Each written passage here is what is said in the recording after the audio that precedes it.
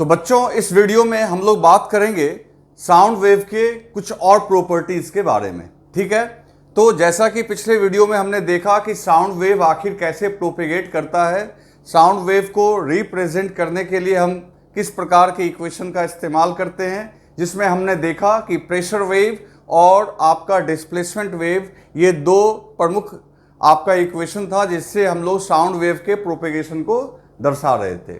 साथ ही साथ हमने दोनों वेव के बीच में रिलेशन भी एस्टैब्लिश किया, उनके एम्पलीट्यूड्स के बीच में, और ये भी पता लगाया कि दोनों के बीच का जो फेज डिफरेंस है वो 90 डिग्री का है। क्लियर? तो अब हम लोग बात करते हैं साउंड वेव की वेलोसिटी के बारे में। ठीक है, कि आखिर साउंड वेव जो है वो जब मूव करता है किसी मीडियम में तो उसकी रफ्तार क्या होती है, वेव की वेलोसिटी क्या होती है। क्लियर है? तो जैसे देखो, अब ये साउंड वेव जो है, पहली बात, ये लिक्विड, सॉलिड, गैस हर जगह चल सकती है ना। तो हम लोग यहाँ पे जो मुख्यतः बात करेंगे गैसियस मीडियम का ही, क्योंकि प्रैक्टिकली ज़्यादा हम लोग उसी का एप्लीकेशन करते हैं, लेकिन ये सॉलिड और लिक्विड में भी मूव कर सकता है। ठीक है, तो अभी हम लोग बात करते हैं बच्चों वेलोसिटी ऑफ साउंड वेव के बारे में। Velocity of sound wave. अब हमने स्ट्रिंग वेव में पढ़ा था कि कोई भी वेव की जो वेलोसिटी होती है वो मीडियम की प्रॉपर्टी होती है ना। वेलोसिटी जो होती है किसी भी वेव की वो डिपेंड करता है मीडियम के कुछ पैरामीटर्स पे, यानी velocity of any wave depends on nature of medium. ये बात साउंड के केस में भी लागू होती है। साउंड वेव भी जो है वो भी जब मूव करता है किसी मीडियम के अंदर तो वो मीडियम के ही किसी प्रॉपर्टी पे डिपेंड करता है। तो for example in gaseous medium, अगर बात करें in case of gaseous medium, in case of gaseous medium the velocity of sound wave is given by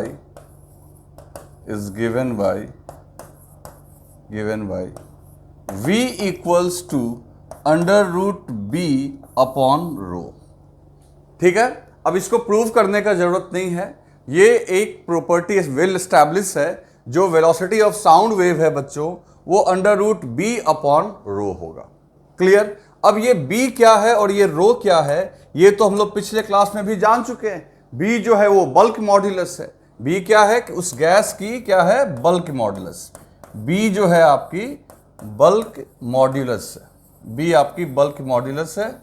और जो रो है, ये रो क्या है, आपकी डेंसिटी। ठीक है, अब ये रो है आपकी डेंसिटी। क्लियर? अब B की वैल्यू कितनी होगी, क्या होगी, ये सब हम लोग कैलकुलेट करेंगे। ठीक है बच्चों, इसके बाद अब यहां पे देखो, यहां पे इस बात को हम लोग मेंशन कर दें कि जो साउंड वेव है ना, जो कोई भी वेव है, वेलोसिटी ऑफ एनी वेव, ये मैं बार बार लिखना चाहता हूं, velocity of any wave is property of medium. ठीक है, ये बात तो आप समझ दिमाग में सेट रखो, उस मीडियम की प्रॉपर्टी होती है। इसके अलावे जो फॉर्मूला हमने वहां पे देखा था स्ट्रिंग वेव में, उसमें से बहुत सारा यहाँ भी वैलिड है। जैसे साउंड वेव के लिए v equals to F into lambda लगा सकते हो। ये जहां जहां v का चर्चा होगा उसकी वो सारी बातें मैं यहाँ बता रहा हूँ। ये क्या है बच्चों, इसको भी मैंने कहा था ये किसी भी वेव के लिए वैलिड है। जहां f क्या है, फ्रीक्वेंसी, ये f आपकी फ्रीक्वेंसी है, वेव की फ्रीक्वेंसी है, और लैम्डा क्या है, वेवलेंथ। इस बात से कोई फर्क नहीं पड़ता है कि आप इसे प्रेशर वेव की तरह रिप्रेजेंट कर रहे हो या डिस्प्लेसमेंट वेव की तरह रिप्रेजेंट कर रहे हो, इन फॉर्मूला को तो आपको अप्लाई करना ही है कहीं भी। That is Vs equals to F into lambda. F हो गया फ्रीक्वेंसी और लैम्डा हो गया वेवलेंथ। इसके अलावे बच्चों हम लोग यहां पे लिख सकते हैं एक और formula, that is V equals to, ठीक है, V इक्वल्स टू यहां पे लिख सकते हैं ओमेगा बाई के, ये भी लिख सकते हैं, जो स्ट्रिंग वेव में भी लिखते थे। जहां पे ओमेगा आपका हो गया एंगुलर फ्रीक्वेंसी और के जानते हो 2 पाई बाई लैम्डा या वेव नंबर। तो ये सारा चीज आप यहां पे भी याद रखो, इन सभी चीज को यहां पे भी अप्लाई करना है अपने को साउंड वेव के केस में, कि आप ये फॉर्मूला भी लगा सकते हो F lambda V S equals to omega by K क्या होता है बच्चों, तो के होता है 2 पाई बाई लैम्डा, है ना, 2 पाई बाई लैम्डा। और फ्रीक्वेंसी के लिए आप जानते ही हो फ्रीक्वेंसी होता है ओमेगा बाई 2 पाई, ठीक है। टाइम पीरियड इसका जस्ट रिवर्स हो जाएगा। तो ये सब चीज़ें मैं यहाँ मैंने आपको फिर से रिवाइज करवा दिया ताकि आप दिमाग में सेट रखो। मेन अभी हमारा फोकस ये आया निकल के कि साउंड वेव की जो वेलोसिटी होती है वो मीडियम के बल्क मॉड्यूलस और उसके डेंसिटी के ऊपर डिपेंड करती है। जैसे याद करो स्ट्रिंग वेव में जो हमने पढ़ा था कि वेलोसिटी ऑफ वेव जो होता है under root T upon mu, जहां टी था टेंशन जो उस रस्सी में था और म्यू क्या था, लीनियर मास डेंसिटी। यहां पे देखो ये बी है बल्क मॉड्यूलस और रो जो है ये है आपका वॉल्यूम मास डेंसिटी। क्लियर है? तो इसको पहले राइट डाउन करो फिर हम लोग आगे बात करते हैं।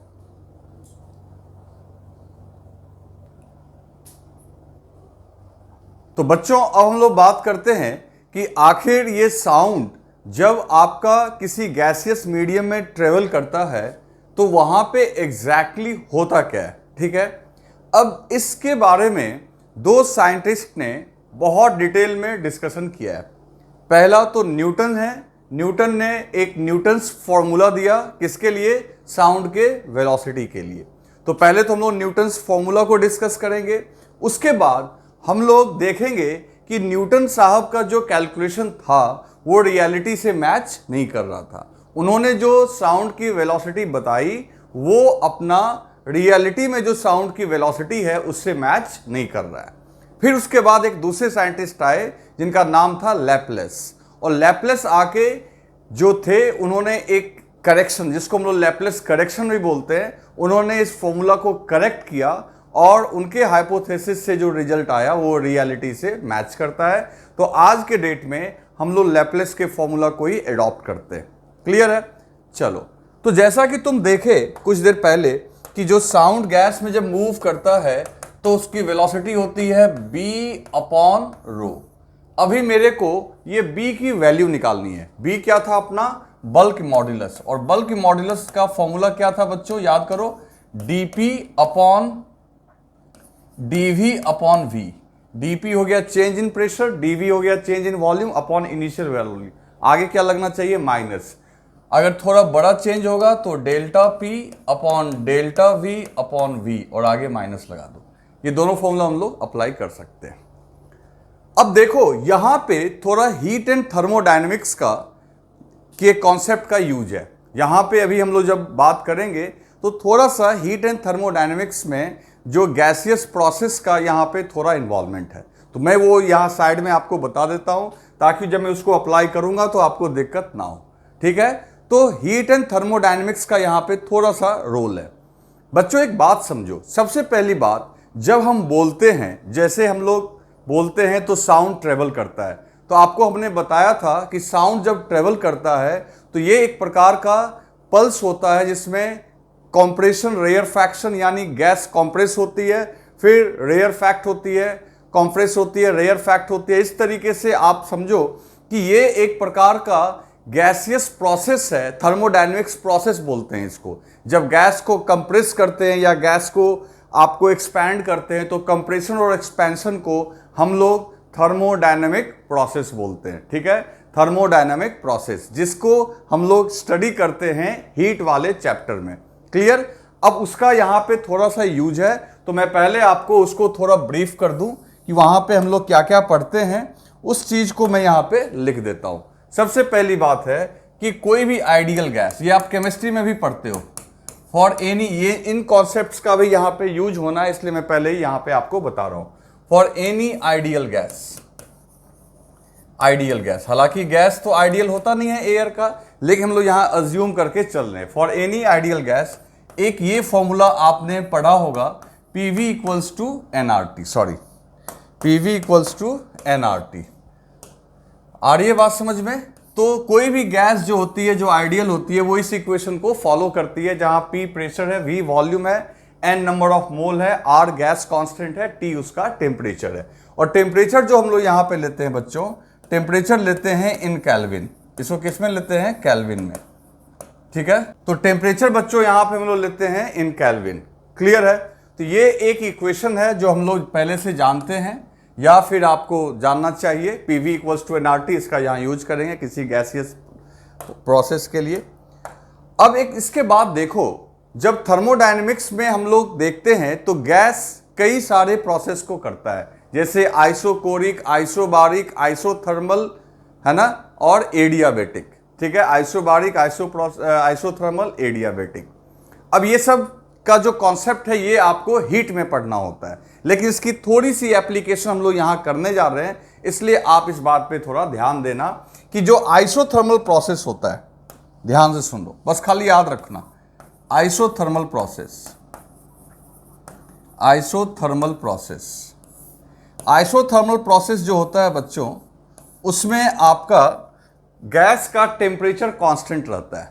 तो अगर nRT, nR तो ऐसे ही कांस्टेंट है और टेम्परेचर भी कांस्टेंट हो गया, तो आइसोथर्मल प्रोसेस में हम लोग इस फॉर्मूला का यूज करते हैं, PV इक्वल्स टू कांस्टेंट। अगर गैस आइसोथर्मल प्रोसेस करेगा तो वो इस फॉर्मूला को फॉलो करेगा, that is PV equals to constant. और यदि वो एडियाबेटिक प्रोसेस करेगा, एक और प्रोसेस होता है आइसोकोरिक, आइसोबारिक, वो अपने को यहां यूज नहीं है तो उसको उसके बारे में जानने की जरूरत नहीं है, या एक और होता है साइक्लिक, लेकिन अपने को यहां दो प्रोसेस के बारे में जानना है, इसलिए हम लोग उसके बारे में लिख रहे हैं।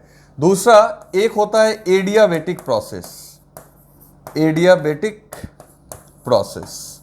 और एडियाबेटिक प्रोसेस जो होता है बच्चों, ये होता है, इसमें गैस इस स्पेशल रूल को फॉलो करता है, PV gamma equals to constant.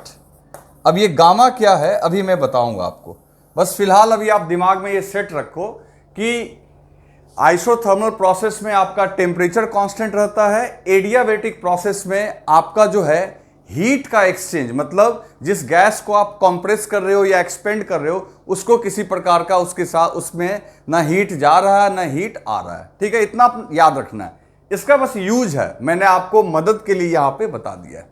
अब वापस आ जाओ, अभी यूज करेंगे तो देखते हैं।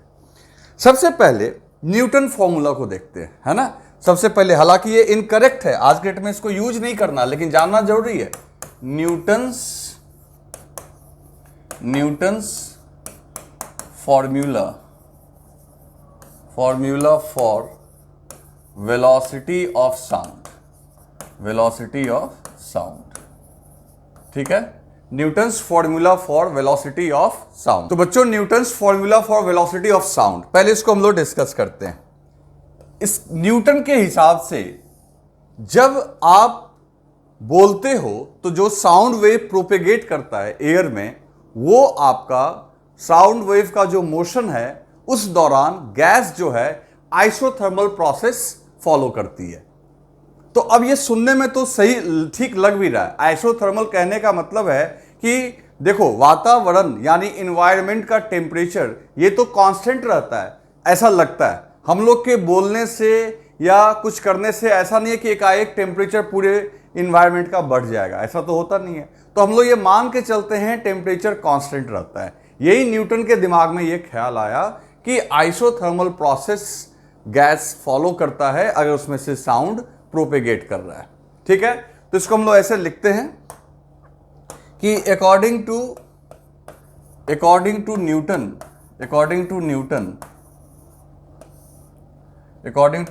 तो बच्चों according to Newton propagation of sound wave through gas is isothermal process. कैसा प्रोसेस है बच्चों? आइसोथर्मल। मतलब उस दौरान कंप्रेशन और रेयरफैक्शन के दौरान टेम्परेचर का वेरिएशन नेग्लिजिबल है। अब ये सुनने में सही भी लगता है। तो अब देखते हैं कि आखिर आइसोथर्मल मानने से क्या होगा। तो आइसोथर्मल मानने का मतलब है कि PV इक्वल्स टू कांस्टेंट को हम लोग फॉलो करेंगे, है ना, इस इक्वेशन को फॉलो करेंगे। कहेंगे कि ठीक है भाई गैस तब इस इक्वेशन को फॉलो करेगा। तो एक बार इसको आप राइट डाउन कर लो, फिर मैं आगे बताता हूं। कर लिया आपने राइट डाउन? ठीक है, तो इसका मतलब है यहां पे हम लोग लिख देंगे इट मीन्स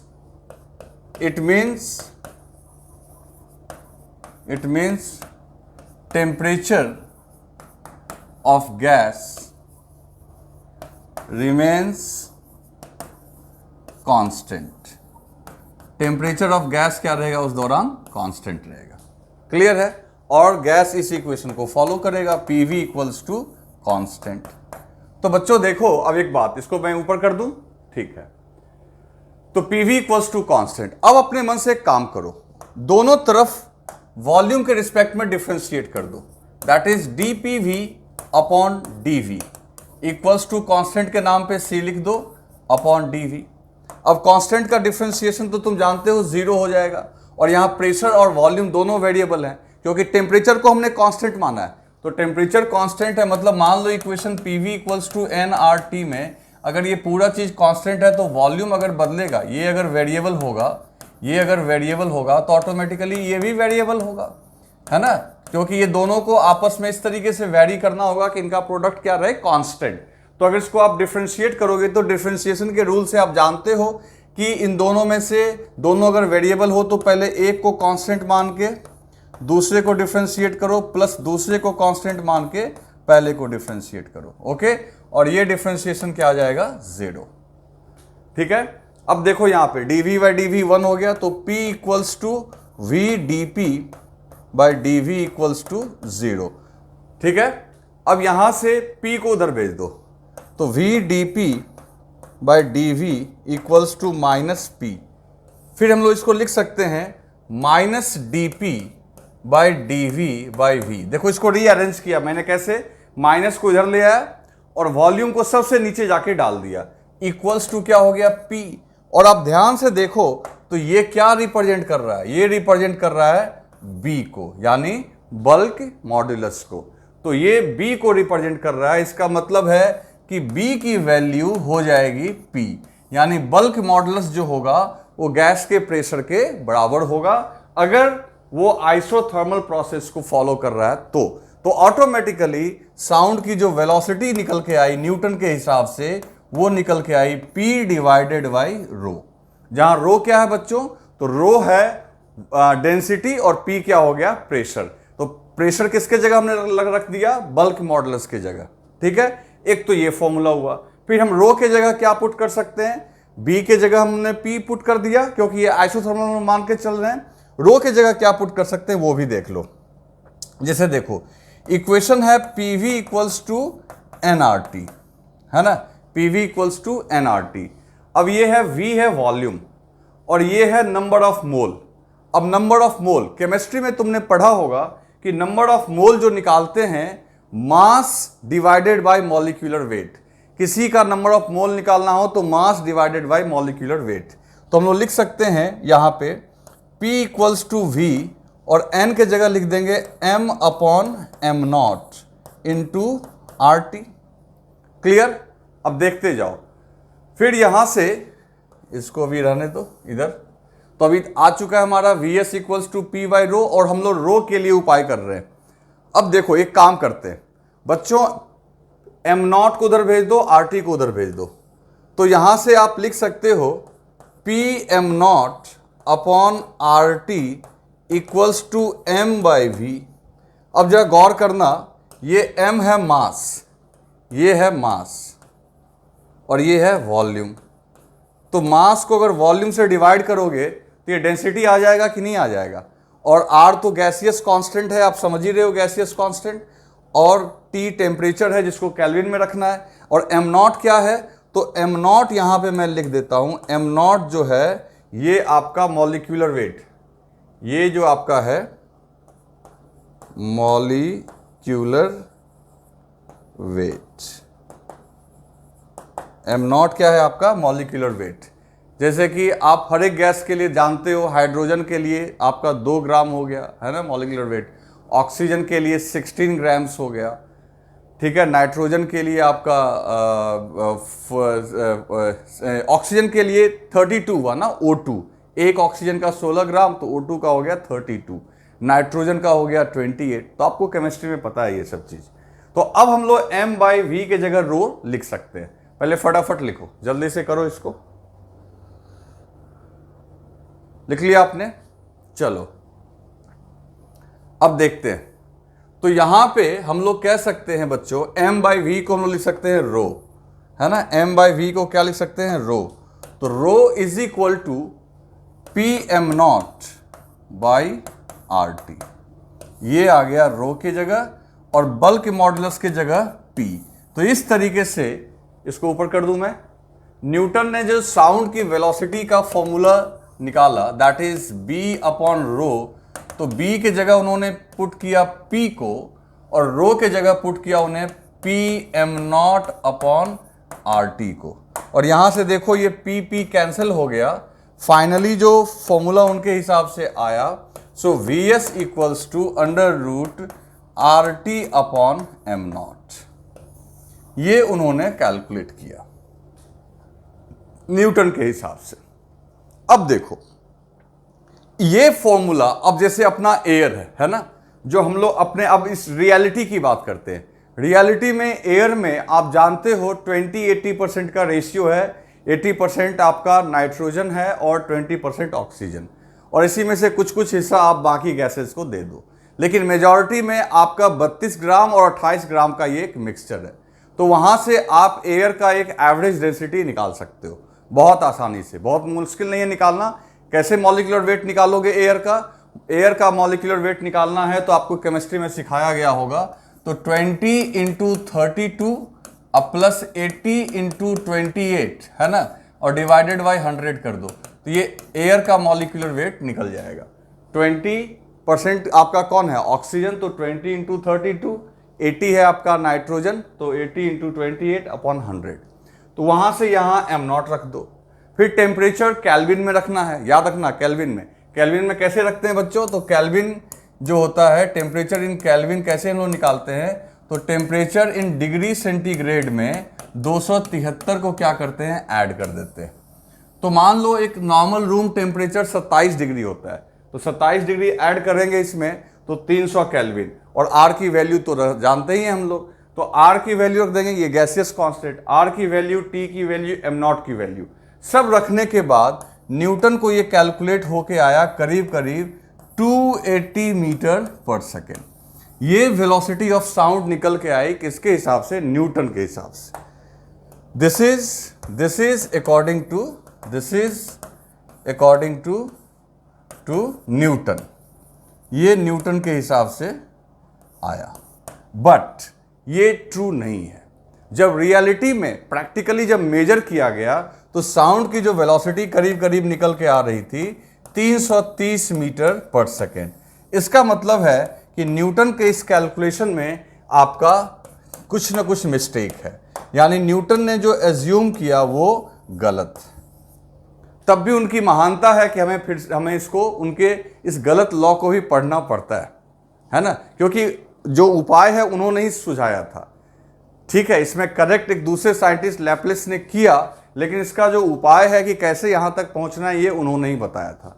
तो आप न्यूटन का फॉर्मूला भी याद रखेंगे, RT/m0, जहां T टेम्परेचर है केल्विन में, m0 आपका मॉलिक्यूलर वेट है जिसका निकालने का तरीका हमने बताया। 280 मीटर पर सेकेंड आता है, जो कि रॉन्ग है, एक्चुअल 330 होता है। अब आखिर 330 कैसे आएगा ये हम लोग देखेंगे। तो पहले इसको राइट डाउन करो।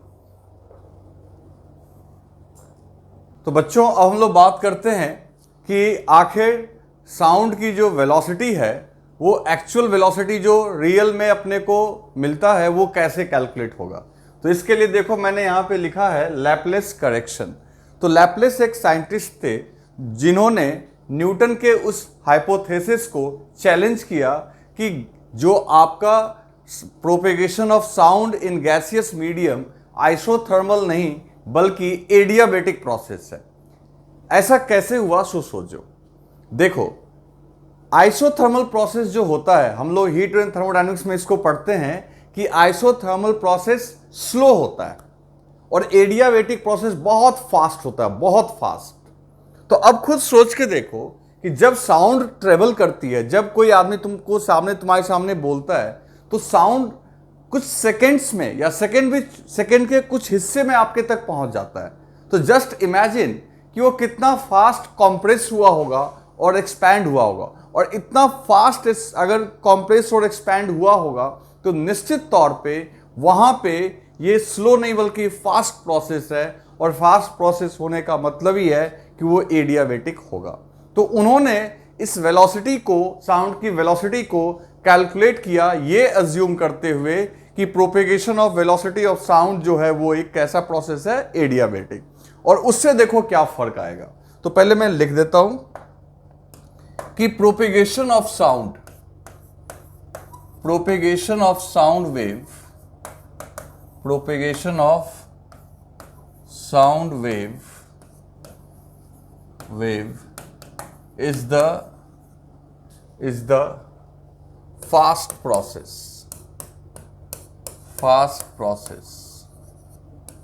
ठीक है। Propagation of sound wave is the fast process. So Laplace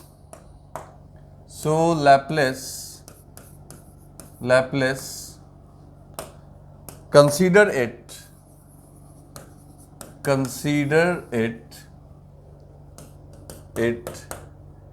as adiabatic process. अब बच्चों एडियाबेटिक प्रोसेस क्या है?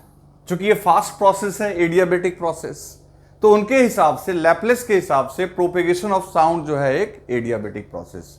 तो एडियाबेटिक प्रोसेस के दौरान गैस जो है वो फॉलो करता है, गैस फॉलोज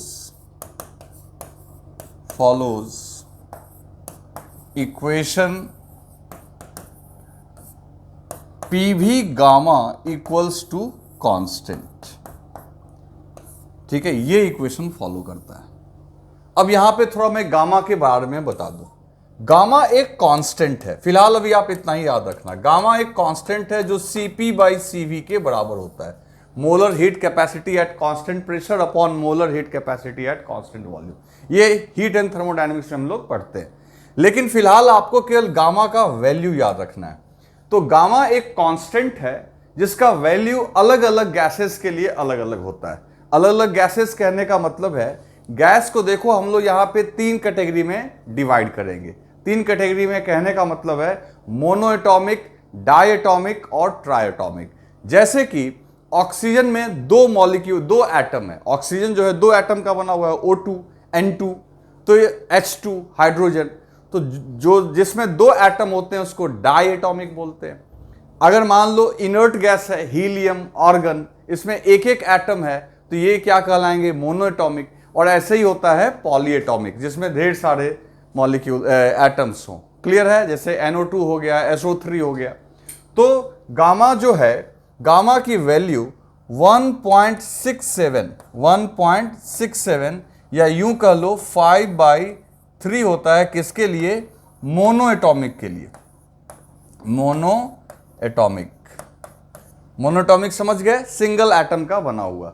फिर गामा जो है वो आपको लेना है, गामा को लेना है 1.4 लेना है, यानी कि 7/5। किसके लिए? डायएटॉमिक के लिए। अब हम लोग यहाँ डायएटॉमिक ही यूज करेंगे, क्योंकि एयर मेनली आपका नाइट्रोजन और ऑक्सीजन का बना हुआ है, जो कि डायएटॉमिक है। तो गामा की जगह हम लोग 1.4 लेंगे। और पॉलीएटॉमिक के लिए बच्चों गामा जो होता है 1.33 यानी 4/3 होता है। ये ट्राइएटॉमिक या पॉलीएटॉमिक के लिए। तो ट्राइएटॉमिक के लिए ये हो गया। तो इस तरीके से गामा एक कांस्टेंट है जो आप याद रखें। तो वापस आते हैं। तो लैप्लेस ने कहा कि साउंड का जो प्रोपेगेशन है वो एक एडियाबेटिक प्रोसेस है, और एडियाबेटिक प्रोसेस में PV⁻⁴ गामा जो होता है ये क्या होता है? कांस्टेंट। अब इसके हिसाब से उन्होंने जो वेलोसिटी कैलकुलेट की वो कैसे की, पहले इसको आप राइट डाउन करो जल्दी से। कर लिया आपने राइट डाउन? चलो अब देखते हैं। अब इसके हिसाब से जो उन्होंने कैलकुलेशन किया बच्चों, तो सबसे पहले देखो PV gamma equals to constant, constant की जगह C कर दो, और दोनों तरफ आप फिर से जिस तरीके से पिछली बार हमने वॉल्यूम के रिस्पेक्ट में डिफ्रेंशिएट किया था वही काम कर लेते हैं, dv है ना, और इधर लिख दिया dc/dv। क्लियर? तो इस तरीके से इसको हमने दोनों तरफ डिफ्रेंशिएट कर लिया वॉल्यूम के रिस्पेक्ट में। अब ये दोनों वेरिएबल है तो एक बार p को बाहर निकालो, वॉल्यूम का power gamma upon dv plus इसको कांस्टेंट मान के बाहर निकालो dp/dv, और ये हो गया आपका 0। क्लियर? अब ये देखो पावर से आगे मल्टीप्लाई हो जाएगा, यानी गामा p और वॉल्यूम में से एक, पावर में से एक सब्ट्रैक्ट कर लोगे, gamma -1 plus v to the gamma dp/dv equals to 0। अब एक काम करते हैं, इसको हम लोग उधर भेज देते हैं, तो ये हो गया आपका v to the power gamma dp/dv equals to minus gamma p into volume का पावर गामा -1। अब वॉल्यूम का पावर गामा -1 को इधर ले आओ, तो यहाँ पे देखो, यहाँ पे ये आ जाएगा v to the power gamma upon v to the power gamma -1 into dp/dv equals to minus gamma p। अब इसको सॉल्व कर लेते हैं, ये तो एकदम आराम से सॉल्व हो जाएगा। ऊपर जितना पावर है उससे एक कम पावर है, जैसे मान लो गामा की वैल्यू अगर एग्जांपल के लिए 10 मान लें, तो v का पावर 10 अपॉन v का पावर 9, तो v ही बचेगा यहाँ पे, तो ये आपका v बचा, तो v dp/dv equals to minus gamma p। अब माइनस को इधर ले आओ और v को नीचे कर लो, तो देखो dp/dv upon v equals to gamma p।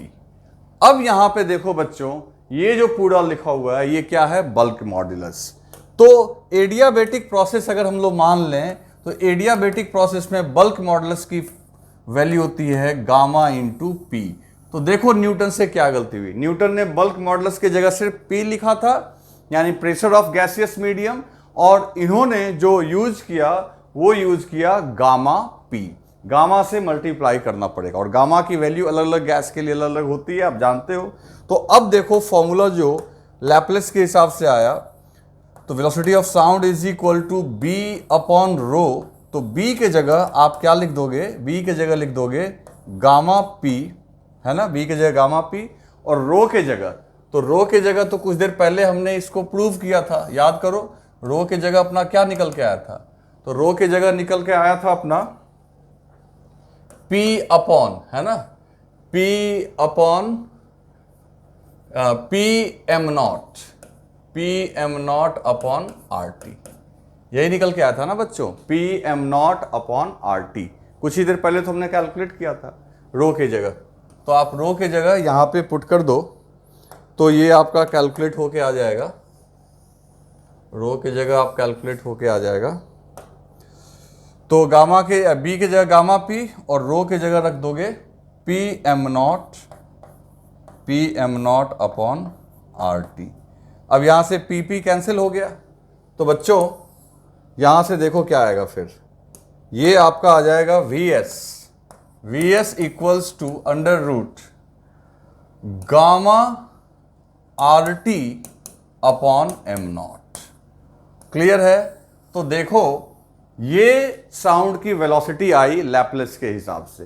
तो अगर एयर के लिए हम लोग कैलकुलेट करें मॉलिक्यूलर वेट, एयर को डायटोमिक मान के, क्योंकि उसमें ऑक्सीजन और नाइट्रोजन ही है, तो जो फॉर्मूला भी बताया आपको मिक्स गैस के मिक्सचर का मॉलिक्यूलर वेट निकालने का, यानी 20 इंटू 32 प्लस 28 इंटू 80 अपॉन 100, और फिर टेम्परेचर अगर आप पुट कर देते हो 300 केल्विन, और गामा की वैल्यू जो लोगे फॉर एयर, तो एयर में मुख्यतः आपका गामा जो है वो 1.4 ही लिखा जाएगा, क्योंकि मुख्यतः आपका ऑक्सीजन और नाइट्रोजन है ना।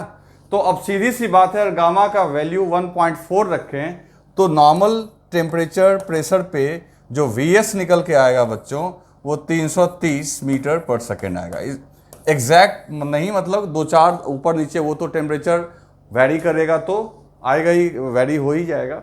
लेकिन ये अब आ गया, इसका मतलब ये बिल्कुल मैच कर गया। न्यूटन और लैप्लेस में ये गामा मिसिंग था, यहाँ आपको गामा से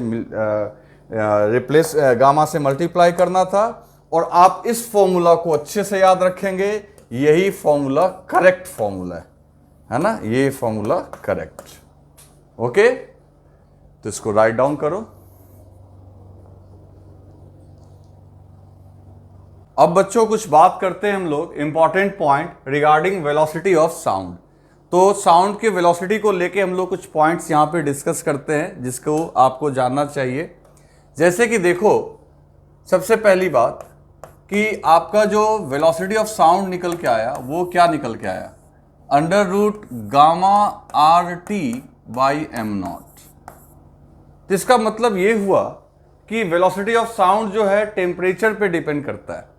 अगर टेम्परेचर कांस्टेंट हो, अगर देखो टेम्परेचर क्या हो, कांस्टेंट, तो टेम्परेचर अगर कांस्टेंट हो, ठीक है, कांस्टेंट हो, तो आप उस केस में प्रेशर को चेंज भी करोगे तो भी आपका वेलोसिटी ऑफ साउंड चेंज नहीं होगा।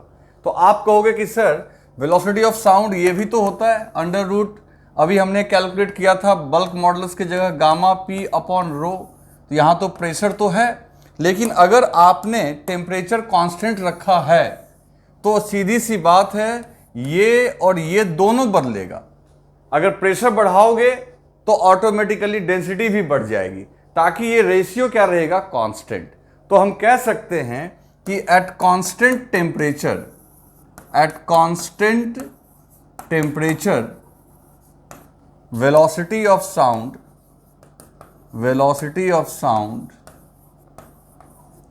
does not depend on pressure। ये बात आपको याद रखनी होगी, ठीक है।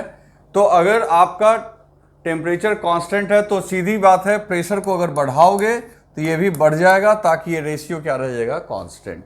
क्योंकि आपका, आप देखो ना, इसी फॉर्मूला से तो ये आया है, तो इसमें गामा आर और एम नॉट तो कांस्टेंट ही रहने वाला है, क्योंकि आप मॉलिक्यूलर वेट तो चेंज नहीं कर दोगे। गामा तो कांस्टेंट ही होता है, आर कांस्टेंट ही होता है, और टेम्परेचर को भी अगर आपने कांस्टेंट कर दिया तो सीधी सी बात है आपका वेलोसिटी ऑफ साउंड जो है वो डिपेंड नहीं करेगा किसके ऊपर, प्रेशर के ऊपर। क्लियर है? तो इसको राइट डाउन कर लो, ये आपको पूछा जा सकता है। टेम्परेचर याद रहे किस में रखना है, केल्विन में।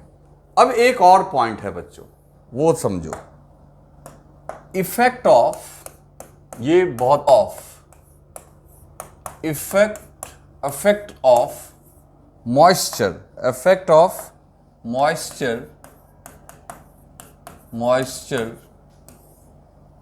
On velocity of sound, on velocity of sound, ठीक है।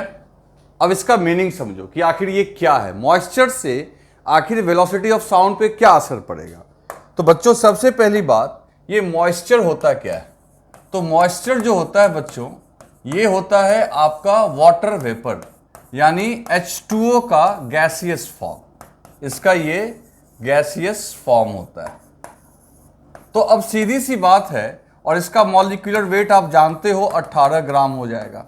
तो अगर आप एयर में, तो जैसे कि वेलोसिटी ऑफ साउंड क्या है, under root gamma R T by M not, ठीक।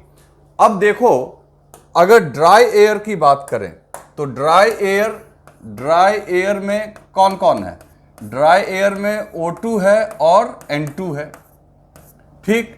अब मॉइस्ट एयर की बात करें, अगर मॉइस्ट एयर की बात करें तो मॉइस्ट एयर में देखो O2 भी होगा, N2 भी होगा और कुछ H2O भी होगा। तो तुम यहां देख सकते हो कि अगर इसका मॉलिक्यूलर वेट M1 है तो इसका मॉलिक्यूलर वेट M2 होगा। और ये तो एवरेज निकालोगे ना, मान लो किसी रूम में केवल 2 लड़के हैं और एक का वजन है 28 ग्राम, दूसरे का है 32 ग्राम, तो एवरेज तो 28 और 32 के बीच में आएगा। लेकिन अगर 3 है, 28, 32 और 18, तो कहोगे 3 है तो वजन ज्यादा होगा। बच्चों ज्यादा वजन से मतलब नहीं है, अपने को एवरेज मॉलिक्यूलर वेट, तो जैसे वहां 2 से डिवाइड करोगे, यहां 3 से डिवाइड करोगे, तो 18 जैसे देखो 32 प्लस 18 28 का को 2 से डिवाइड करो, और 32 प्लस 28 प्लस 18 को अगर 3 से डिवाइड करोगे तो इसका एवरेज कम आएगा। तो अगर मॉइस्ट एयर में अगर H2O मिल जा रहा है तो ऑटोमेटिकली जो आपका मॉलिक्यूलर वेट है m2 वो कम हो जाएगा ड्राई एयर के अपेक्षा। तो ड्राई एयर का मॉलिक्यूलर वेट कम, और तुम देख सकते हो कि वेलोसिटी ऑफ साउंड जो है, वेलोसिटी ऑफ साउंड जो है यहां पे, वेलोसिटी ऑफ साउंड जो है that is inversely proportional to under root M not. तो एम नॉट जैसे जैसे बढ़ेगा आपका वेलोसिटी घटेगी। तो सीधी सी बात है कि, सॉरी यहां उल्टा लिख दिया हमने, इसको सीधा करते हैं। तो ड्राई एयर का मॉलिक्यूलर वेट ज्यादा है as compare to moist air. तो हम कह सकते हैं कि वेलोसिटी ऑफ साउंड जो ड्राई एयर में होगी, ड्राई एयर की जो होगी उससे ज्यादा वेलोसिटी होगी किसमें, साउंड की मॉइस्ट एयर में, क्योंकि मॉइस्ट एयर का मॉलिक्यूलर वेट कम होगा as compare to dry air. तो मॉइस्चर मिलाने से वेलोसिटी ऑफ साउंड और बढ़ जाती है क्योंकि मॉलिक्यूलर वेट घट जाता है। सीधी सी बात है। पहले इसको आप राइट डाउन करो, फिर मैं एक स्टेटमेंट लिख देता हूं। तो बच्चों हम कह सकते हैं यहां पे देखो, हम कह सकते हैं कि in case of moist air, ठीक है ना, मॉलिक्यूलर वेट जो है वो आपका घट जाता है, इसलिए वेलोसिटी ऑफ साउंड बढ़ जाता है। आई बात समझ में? और मॉलिक्यूलर वेट क्यों घटा वो आपको मैंने एक्सप्लेन कर दिया। लेकिन अगर आप सोचो कि अब आपको एग्जाम में ऐसा पूछ दे कि एक देखो गैसियस चैम्बर है, ठीक है, अब इस गैसियस चैम्बर में सिर्फ ये मान लो एक हाइपोथेटिकल इन्वायरमेंट है, जैसे अर्थ का इन्वायरमेंट में तो ऑक्सीजन और नाइट्रोजन है, ये एक ऐसा इन्वायरमेंट है जिसमें H2 गैस है, हाइड्रोजन गैस। तो इस केस में इसका मॉलिक्यूलर वेट जो होगा वो 2 ग्राम होगा। ये ड्राई H2 है ना, ड्राई H2। अब इसी प्लैनेट पे अगर मॉइस्ट कर दें इसको, तो मॉइस्ट कहने का मतलब है कि देखो रेड रेड डॉट से हमने हाइड्रोजन गैस बनाया, रेड रेड डॉट से हमने हाइड्रोजन गैस बनाया, ठीक है, H2। लेकिन इसमें अगर हमने इसको मॉइस्ट कर दिया, तो मॉइस्ट करने का मतलब है कि कुछ मॉइस्चर यानी वाटर का वेपर फॉर्म यानी वाटर का गैसियस फॉर्म, ये ग्रीन कलर मैंने डाल दिया, तो मतलब यहां पे H2O मिक्स कर दिया।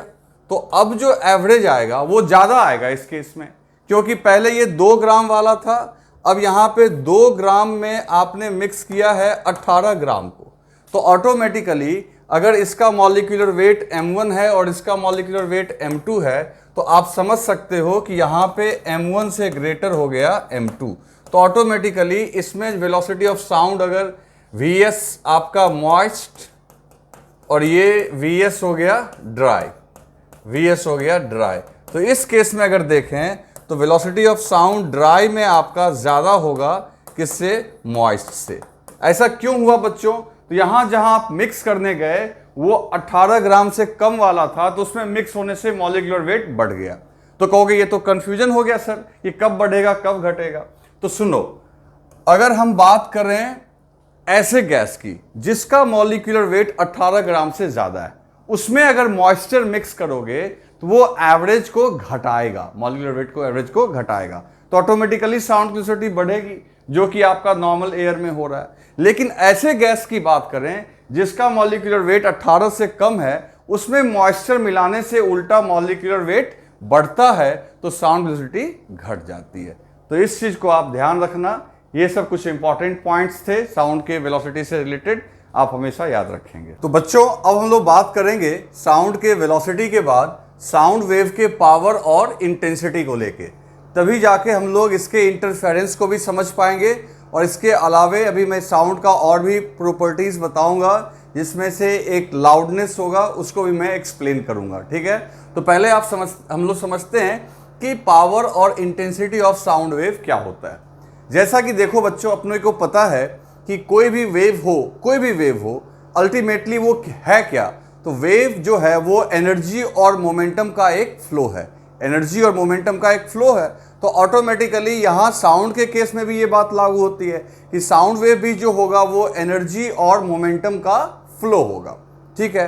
अब याद होगा आपको स्ट्रिंग वेव के केस में, याद होगा बच्चों, फॉर स्ट्रिंग वेव, मैं यहां लिख देता हूं, फॉर स्ट्रिंग वेव मैंने आपको पूरी तरीके से कैलकुलेट किया था और प्रूव भी किया था।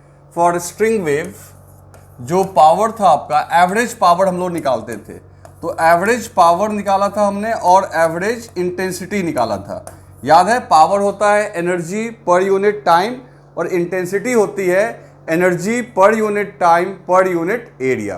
तो बच्चों पावर क्या निकल के आया था? तो पावर का फॉर्मूला अगर आपको याद होगा तो वो निकल के आया था 1/2 रो, है ना, 1/2 रो ए वी ओमेगा स्क्वायर और ए स्क्वायर।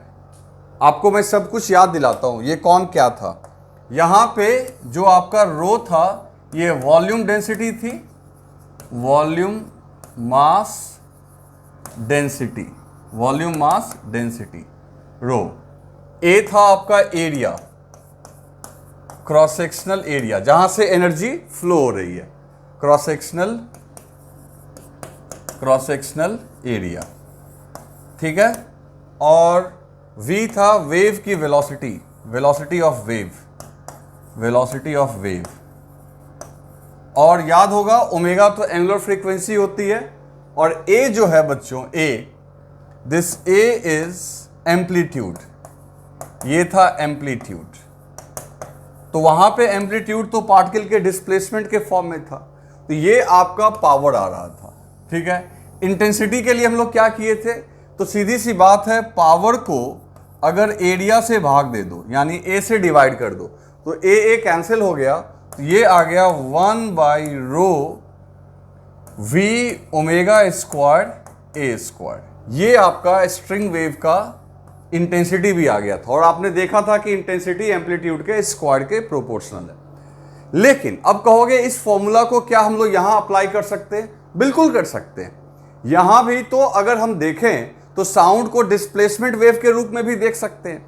वहां भी आपका स्ट्रिंग पे पार्टिकल डिस्प्लेस ही कर रहा था, और वो डिस्प्लेसमेंट परपेंडिकुलर था, और ये लॉन्गिट्यूडनल वेव है, तो ये डिस्प्लेसमेंट वेव के डायरेक्शन में हो रहा है। लेकिन हम लोग मान तो सकते हैं कि यहां भी डिस्प्लेसमेंट हो रहा है ना। तो इसको भी हम लोग डिस्प्लेसमेंट वेव के रूप में एक्सप्रेस चाहें तो कर सकते हैं। तो इसलिए यहां भी ये फॉर्मूला वैलिड होगा, बस हमने यहां डिस्प्लेसमेंट के लिए S0 का यूज किया, ए का यूज नहीं किया। तो अब इसी को हम लोग चाहें तो फॉर साउंड वेव काम करना चाहें, फॉर साउंड वेव अगर साउंड वेव काम करना चाहें तो बच्चों यहां पे भी लिख सकते हैं एवरेज पावर जो होगा 1/2, और यहां भी वॉल्यूम डेंसिटी लेंगे, that is rho, cross sectional area A ले लेंगे, वेव की स्पीड v लेंगे, omega square as it is ले लेंगे, क्योंकि ये सारी चीजें तो वही है, और यहां पे लिख देंगे S0 स्क्वायर। और यहां पे S0 जो है वो डिस्प्लेसमेंट वेव का एम्पलीट्यूड है। S0 जो है ये amplitude of displacement wave. Clear? लेकिन अब तुम कहोगे कि सारी चीजें तो यहां हम लोग प्रेशर वेव के फॉर्म में पढ़ते हैं, तो कोई दिक्कत नहीं है। इस डिस्प्लेसमेंट के एम्पलीट्यूड को प्रेशर के एम्पलीट्यूड में एकदम आराम से हम लोग चाहें तो कन्वर्ट कर सकते हैं, क्योंकि हमने फॉर्मूला आपको बता रखा है कि pressure amplitude equals to B into K into S0, यानी P0 equal to B K S0, है ना। B जहां बल्क मॉडुलस है, K वेव नंबर है, और S0 एम्पलीट्यूड है आपका डिस्प्लेसमेंट का। तो पहले इसको आप राइट डाउन करो, फिर मैं आगे बताता हूं। कर लिया आपने? चलो अब देखो, इसको अगर हम लोग डिस्प्लेसमेंट वेव में कन्वर्ट करना चाहें तो हम लोग लिख सकते हैं P average equals to, average power है 1/2 into rho into A into V into omega square, और इसके जगह लिख सकते हैं S0 के जगह लिख सकते हैं P0 अपॉन B के का होल स्क्वायर, क्योंकि यहां पे मैं ब्रैकेट में लिख दे रहा हूं, एज वी नो दैट, जैसा कि बच्चों हम लोग जानते हैं, know that P0 equals to B K S0, जहां पी नॉट क्या है, एम्पलीट्यूड ऑफ प्रेशर वेव। ये एम्पलीट्यूड है किसका, प्रेशर वेव का। और एस नॉट जो है ये एम्पलीट्यूड है, amplitude of displacement wave. Clear है। अब यहां पे आ जाओ, अब इसको सॉल्व करते हैं बच्चों। तो इसको अगर हम लोग सॉल्व करें थोड़ा तरीके से, तो P average equals to half into rho into A into V into omega square, और ये हो गया P not square pressure amplitude, और नीचे में हो गया B square into K square. ठीक है। अब देखो, अब यहां पे क्या क्या करना है। अब बच्चों याद होगा आपको फॉर्मूला, सब फॉर्मूला ही याद रखना है और तो कुछ करना नहीं है। जहां आपका वेव की वेलोसिटी साउंड के केस में हमने निकाली थी v equals to B upon rho. एक तो लैपलेस वाला फॉर्मूला था ही, लेकिन मेन बेसिक फॉर्मूला तो यही था कि under root bulk modulus upon rho. तो ऑटोमेटिकली दोनों तरफ स्क्वायर कर दोगे तो ये हो जाएगा b अपॉन रो।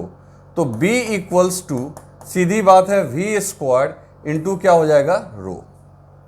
तो जहां b स्क्वायर है वहां b के जगह इस पूरे का स्क्वायर कर दो, तो देखो ये क्या निकल के आएगा। सो पी एवरेज, लास्ट का फॉर्मूला बहुत इजी आ जाएगा, टेंशन नहीं लेने का। रो ए वी, बस सावधानी से देखते जाओ, omega square into P not square upon B square के जगह हम लोग क्या लिख सकते हैं बच्चों, तो बी स्क्वायर के जगह लिख सकते हैं v का पावर 4, ठीक है, इंटू रो स्क्वायर अपॉन के स्क्वायर। क्लियर। यहां तक लिखो पहले। अच्छा, इसको तो हम लोग ऊपर कर सकते हैं ना फॉर साउंड वेव, वो तो पहले से लिखा हुआ था। हाँ, अब देखो एक और फॉर्मूला हम लोग ये स्ट्रिंग वेव से ही जानते हैं। वेलोसिटी ऑफ साउंड या कोई भी वेव जो होता है ये ओमेगा बाई के भी होता है, तो ऑटोमेटिकली वी स्क्वायर हो जाएगा ओमेगा स्क्वायर बाई के स्क्वायर। तो आप यहां जरा देखो, यहां ऊपर में लिखा हुआ है ओमेगा स्क्वायर, नीचे के स्क्वायर, तो इसको लिख सकते हैं हम लोग वी स्क्वायर, और ये दोनों वी स्क्वायर हो जाएगा, और एक वी ऑलरेडी है तो ऊपर में हो जाएगा वी क्यूब, नीचे वी का पावर 4, ऊपर में वी क्यूब। तो अल्टीमेटली, और देखो क्या निकल के आ रहा है, तो पी एवरेज अब छोटा हो गया, हाफ रो ए वी का power 3 into P not square upon V का पावर 4 इंटू रो का स्क्वायर। अभी और छोटा होगा ये, देखते जाओ। अब देखो सीधी सी बात है, रो से एक पावर इसका गया, और यहां पे भी 3 से ये 4 गया, तो एक पावर रहा। तो अल्टीमेटली जो आपका पावर का फॉर्मूला निकल के आ रहा है हाफ, ध्यान से देखो क्या बचा, हाफ, ऊपर में क्रॉस सेक्शनल एरिया ए, ऊपर में एम्पलीट्यूड का स्क्वायर, और नीचे में क्या बचा, v इंटू रो, नीचे में बचा v इंटू रो। तो बच्चों this is the formula of power of sound wave. ध्यान से देख लो, साउंड वेव का पावर किन बातों पे डिपेंड कर रहा है, लास्ट में यहीं पे ध्यान रखना। बाकी अगर भूल भी जाओ तो कोई दिक्कत नहीं है।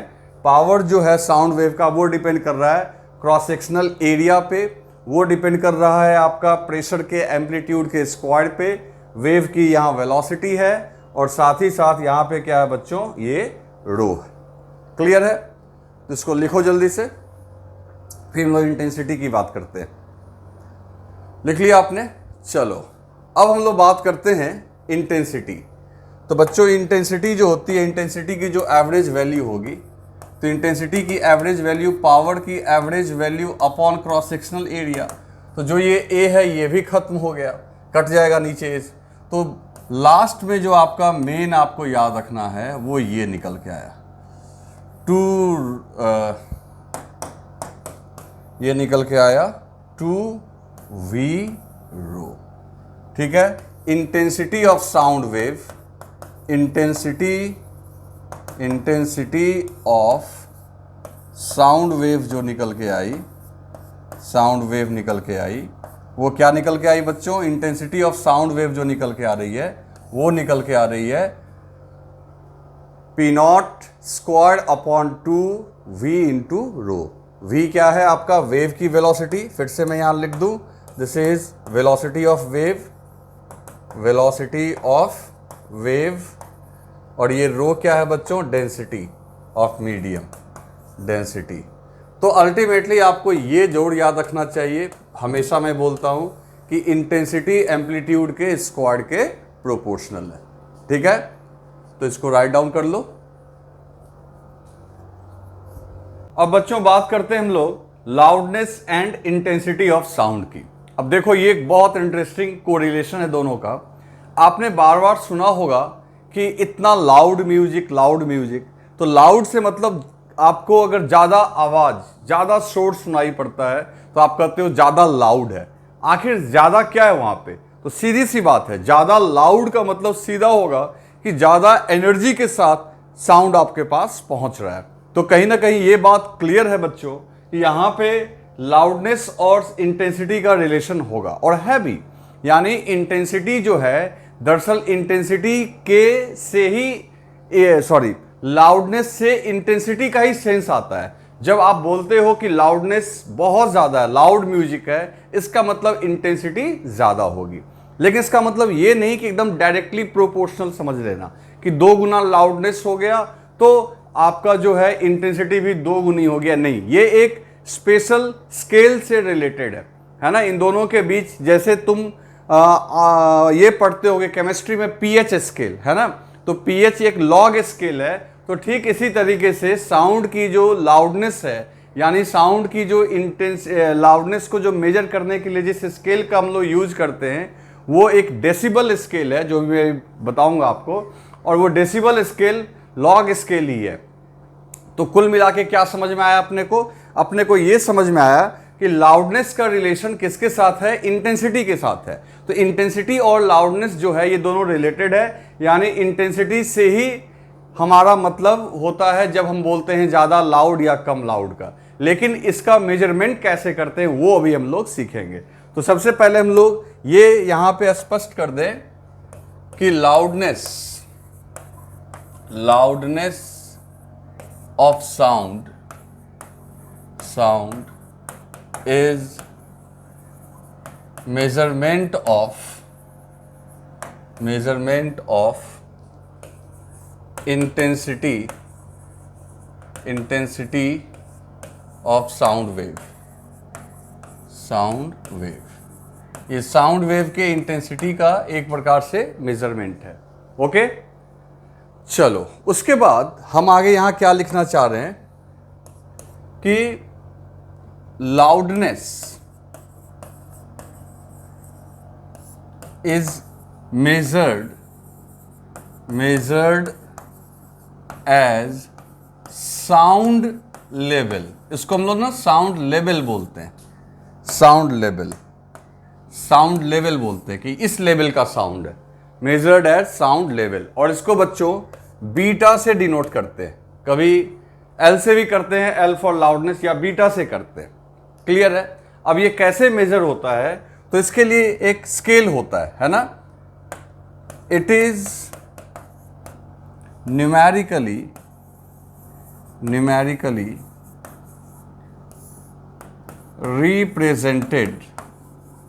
represented on decibels scale. Decibel scale के ऊपर इसको हम लोग रिप्रेजेंट करते हैं। और डेसिबल के लिए शॉर्ट फॉर्म में हम लोग स्मॉल डी और कैपिटल बी लिखते हैं। अब मैं आपको समझाऊंगा कि ये डेसिबल स्केल पे आखिर हम लोग लाउडनेस को या साउंड लेवल को कैसे मेजर करते हैं। तो इसके लिए जो फॉर्मूला दिया जाता है बच्चों, इस स्केल का जो वर्किंग है वो कुछ इस प्रकार से है कि आपको जिसकी लाउडनेस निकालनी हो, दैट इज बीटा, है ना। मान लो बीटा लाउडनेस है। Beta is equal to log I upon I not, और आगे मल्टीप्लाई करना होता है 10 से। अभी मैं इसका सब मतलब समझाऊंगा। तो ये डेसिबल स्केल है, जहां पे ये जो बीटा है आपका, दिस बीटा इज लाउडनेस। ये आपका बीटा क्या है? लाउडनेस। क्लियर? और ये आई जो है, आई है इंटेंसिटी ऑफ वेव, जिस वेव की लाउडनेस निकालनी है बच्चों, उसकी इंटेंसिटी को हम लोग बोलेंगे आई, जो कि यहां प्लेस करना है। आई नॉट क्या है? तो आई नॉट जो है ये थ्रेशोल्ड इंटेंसिटी है। थ्रेशोल्ड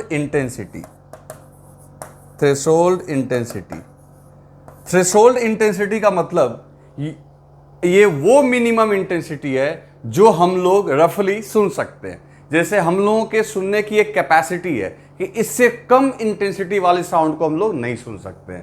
तो 10⁻⁻12 वाट पर मीटर स्क्वायर जो इंटेंसिटी है जिसको हम लोग सुन सकते हैं, तो वो थ्रेशोल्ड इंटेंसिटी को आपको स्केल में यहां पे डालना है। आई वो इंटेंसिटी होगी जिसका आपको मेजर करना है साउंड लेवल, 10 से मल्टीप्लीकेशन है आगे, एंड आपको लाउडनेस बीटा निकल के आ जाएगा। अभी आप इसको पहले लिखो, फिर मैं आपको एक एग्जांपल से समझाता हूं। अब बच्चों यहां पे देखो मैंने लिख दिया है थ्रेशोल्ड इंटेंसिटी आई नॉट जो है उसके बारे में, this is the minimum intensity that is Audible, जिसे हम लोग सुन सकते हैं। और इसकी जो वैल्यू होती है ये होती है 10⁻⁻12 वाट पर मीटर स्क्वायर, है ना। इंटेंसिटी का यही आपका यूनिट होता है, ठीक है। अब उस स्केल को हम लोग यूज करते हैं, ठीक है। देखते हैं, मान लो कि अगर कोई सोर्स है, अब इससे साउंड निकल रहा है हर तरफ इस तरीके से, तो इसकी इंटेंसिटी अगर मान लो दी गई है 10⁻⁻3 वाट पर मीटर स्क्वायर, है ना। तो कोई पूछेगा इसका साउंड लेवल क्या है, इसकी लाउडनेस क्या है, तो जो अपना फॉर्मूला है वो एकदम आराम से लग जाएगा। Beta equals to 10 log I की वैल्यू कितनी है 10⁻⁻3 डिवाइडेड बाई आई नॉट का वैल्यू कितना है 10⁻⁻12। ओके, इसको आप ऊपर भेज दो तो 10 इंटू लॉग ऊपर जाएगा तो ये 10⁻9 हो जाएगा। और फिर आप जानते हो लॉग में जो पावर होता है वो आगे जाके मल्टीप्लाई हो जाता है, तो ये हो गया 90 लॉग 10, और लॉग 10 की वैल्यू लॉग बेस, यहाँ बेस तो 10 है इसका, तो लॉग 10 की वैल्यू 1 होती है, तो आंसर आ गया 90 डेसिबल। तो बच्चों सीधी सी बात है, अगर किसी की इंटेंसिटी 10⁻⁻3 वाट मीटर स्क्वायर है तो हमारे इस लाउडनेस के स्केल पे उसका साउंड लेवल आएगा 90 डेसिबल। क्लियर? अगर कोई तुमसे पूछे कि एक सोर्स है I1, ठीक है, एक सोर्स है I1 जिसकी इंटेंसिटी है 10⁻⁻4 वाट पर मीटर स्क्वायर, ठीक है, और दूसरा जो है वो इससे 100 गुना ज्यादा है, 100 टाइम्स ज्यादा इसकी इंटेंसिटी है। कैसे? तो 100 से मल्टीप्लाई करोगे तो ये हो जाएगा 10⁻⁻2 वाट पर मीटर स्क्वायर। तो तुमसे पूछेगा कि I1 से I2 में, I1 और I2 के बीच साउंड लेवल का फर्क कितना होगा, डिफरेंस कितना होगा। इंटेंसिटी तो देख रहे हो 100 गुना ज्यादा है, तो आखिर इनके डेसिबल स्केल पे जब हम लोग इसका साउंड लेवल निकालेंगे तो उसके बीच में क्या गैप होगा। तो सबसे पहले आप बीटा 1 निकालोगे, तो बीटा 1 का फॉर्मूला क्या लिखेंगे, मतलब इसके लिए तो वो लिखेंगे 10 लॉग, ठीक है, log I1 upon I0। Clear? ठीक इसी तरीके से बीटा 2 क्या लिखेंगे बच्चों, 10 लॉग I2 अपॉन I0। अब ये निश्चित तौर पे इसकी इंटेंसिटी ज्यादा है, तो कोई पूछेगा दोनों के बीच साउंड लेवल का डिफरेंस कितना है, मतलब बीटा 2 में से बीटा 1 सब्ट्रैक्ट करोगे तो कितना आएगा। तो पहले इसको आप लिख लो, फिर मैं इसको कैलकुलेट करता हूं। लिख लिया आपने? चलो अब देखते हैं इनके बीच का डिफरेंस। तो बच्चों बीटा 2 में से बीटा 1 को अगर सब्ट्रैक्ट करोगे तो यहां पे लिखोगे 10 log I2 upon I0 minus log I1 upon I0। Clear? यहां भी 10 होगा। अब यहां पे 10 कॉमन ले लो, 10 कॉमन ले लोगे तो अब देखो ये क्या आएगा, तो ये आ जाएगा log m minus log n। तो तुम तो जानते हो log m minus log n हो जाएगा log I2 upon I0 divided by log I1 upon I0। आ रही है बात समझ में? 10 हमने कॉमन ले लिया तो ये हो जाएगा log m minus log n। Okay, तो यहां से आप कह सकते हो कि यहां से आपका I0 कैंसिल हो जाएगा। तो इस तरीके से हम लोग एक फॉर्मूला जनरेट कर लिए, that is β2 minus β1 is equal to, इसको याद ही रखना आप, log I2 अपॉन I1। अगर दो सोर्स के लाउडनेस को कंपेयर करने के लिए कोई फॉर्मूला पूछे, ये तो आपने लिख लिया होगा, इसको मैं ऊपर कर दूं, तो अगर आपसे कोई फॉर्मूला पूछे तो आप ये फॉर्मूला याद रखना, that is β2 minus β1 equals to 10 log I2 upon I1। अब यहां से आप वैल्यू चाहो तो रख सकते हो, β1 10 log, अब I2 कितना था बच्चों, 10 का पावर माइनस 2, I1 कितना था, 10 का पावर माइनस 4, तो ये ऊपर गया तो β2 माइनस β1, तो ये हो जाएगा आपका कितना, ये हो जाएगा 10 log ऊपर गया तो ये 10 का पावर 2 हो जाएगा, है ना। और ये 2 से आगे मल्टीप्लाई कर लोगे तो दोनों के बीच में इन साउंड लेवल का जो डिफरेंस आ रहा है, 2 आगे मल्टीप्लाई होगा और उसके बाद log 10 तो 1 हो जाएगा 20 डेसिबल का। ठीक है, small D capital B, decibel ऐसे ही लिखते हैं। तो इस तरीके से दोनों के बीच जो सोचो इंटेंसिटी का कितना फर्क था, इंटेंसिटी का डिफरेंस था 100 गुना, उसका 100 गुना करने पे लाउडनेस में कितना का फर्क आ रहा है, 20 डेसिबल का। तो इसको राइट डाउन कर लो।